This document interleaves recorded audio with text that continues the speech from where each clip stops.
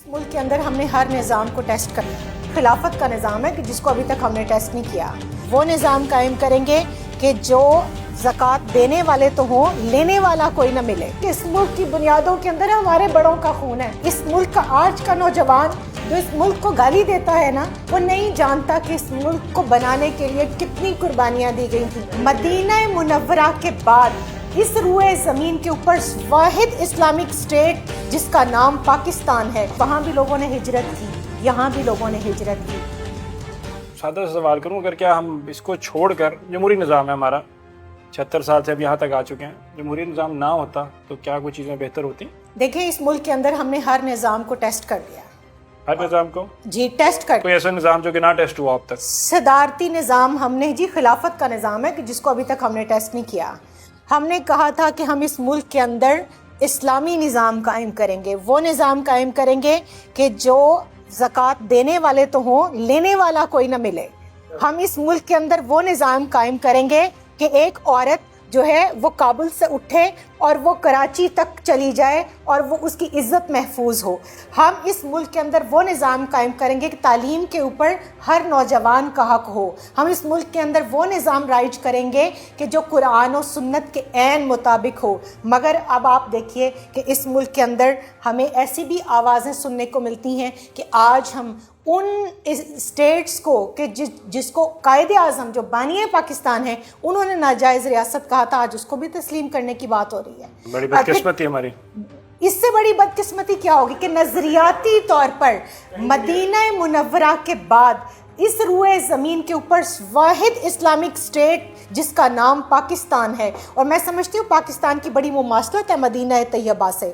آپ پاکستان یعنی پاک سرزمین، مدینہ طیبہ، یہ تو نام کے ساتھ ہی اس کی مماثلت ہے. پھر دیکھیے کہ وہاں بھی لوگوں نے ہجرت کی، یہاں بھی لوگوں نے ہجرت کی. اور جب ہجرت کی بات آتی ہے نا تو اسماعیل میرے دل کے زخم تازہ ہو جاتے ہیں، کیونکہ میں سمجھتی ہوں کہ اس ملک کا آج کا نوجوان جو اس ملک کو گالی دیتا ہے نا، جو اس ملک کو برا بھلا کہتا ہے، وہ نہیں جانتا کہ اس ملک کو بنانے کے لیے کتنی قربانیاں دی گئی تھیں. آپ کا تو اپنا خاندان ہے. بالکل. اور میں یہ دیکھتی ہوں کہ ہمارے بزرگوں نے، میری اپنے دادی جان، میرے والد گرامی، میں آپ کو پروگرام سے پہلے بتا رہی تھی کہ ان سے اگر کبھی یہ قصہ پوچھے نا تو وہ سنا نہیں سکتے. میری بڑی بہن نے مجھے یہ بات بتائی کہ جب ہماری پاکستان بنا اور جب اگست کے بعد سپٹمبر کے اندر قافلے آنے لگے، اور آپ جانتے ہیں کہ گاڑیوں کی گاڑیاں لوٹی گئی تھیں، ان مسلمانوں کے خون کی ندیاں بہائیں گئی تھیں، پوری ٹرینز کو جلا دیا، کاٹ دیا گیا تھا. تو اس وقت میں جو بھی قافلے کا ایک امیر ہوتا تھا، جو لیڈر ہوتا تھا، انہوں نے یہی جو ہے وہ رول سیٹ کیا تھا کہ مڑ کر کوئی نہیں دیکھے گا، بھگدڑ میں جو گر گیا سو گر گیا. تو میری باجی بتاتی ہیں کہ میری ایک پھپھو جان 1.5 سال کی تھیں اور وہ بھگدڑ میں گر گئی تھیں، اور میری دادی جان ان کو اٹھا نہیں سکی تھیں.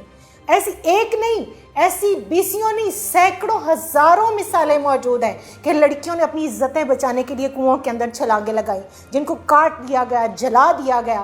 جن لوگوں نے پاکستان کی خاطر قربانیاں دی تھی نا، ان کو اس ملک کا درد ہے.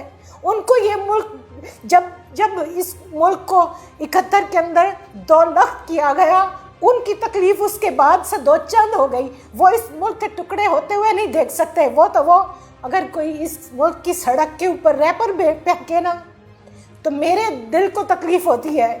اس ملک کی آب و ہوا کو گندا کرے نا، مجھے تکلیف ہوتی ہے. کیوں؟ اس لیے کہ اس ملک کی بنیادوں کے اندر ہمارے بڑوں کا خون ہے، ہمارے بزرگوں کا خون ہے. اور اس ملک کو انشاءاللہ ہم اس تعمیر کے بعد اس تشکیل اور تکمیل کے لیول تک لے کر جائیں گے جو علامہ اقبال کا خواب تھا، جو قائد اعظم کا خواب تھا، جو فاطمہ جناح کا خواب تھا.